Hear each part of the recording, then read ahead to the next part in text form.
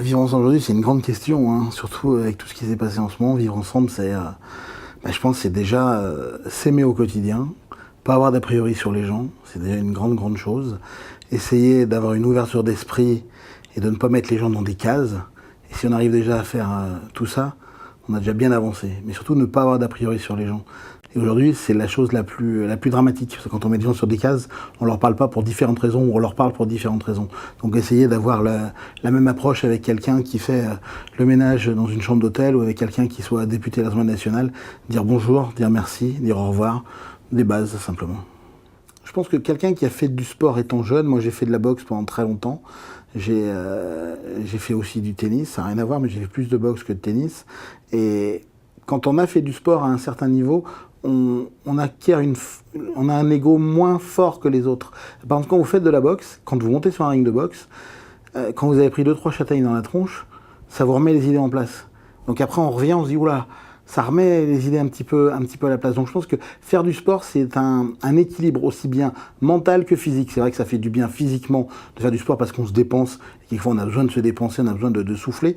Et mentalement, ça fait énormément de bien aussi. Ça permet de souffler. Et je pense que les gens qui ont fait du sport ont peut-être plus de facilité pour affronter les événements que la vie vont leur mettre en face d'eux.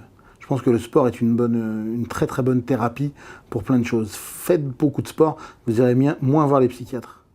Ce mélange de culture, c'est important, c'est déjà de ne pas avoir peur de l'autre, pas avoir peur de l'étranger, donner la chance à la personne qui est en face de vous de vous montrer de quoi il vit, qu'est-ce qu'il fait, d'où il vient, avec quoi. On a plein d'a priori sur plein de choses parce qu'on ne connaît pas.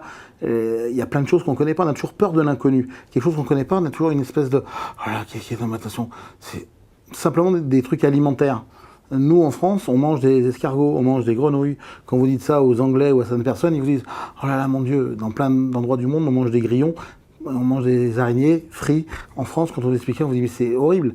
Il faut essayer, je ne vous dis pas qu'il faut manger des araignées et des grillons tous les jours, mais il faut essayer les choses avant d'avoir des a priori. Donc voilà, et toujours ne pas avoir peur de l'inconnu et donner sa chance à tout le monde. Et si tu avais un message qui te tienne à cœur pour rendre le monde meilleur? Pour rendre le monde meilleur, justement, ça regroupe un petit peu tout ce que j'ai dit, c'est des sourires et encore des sourires. C'est déjà pas mal.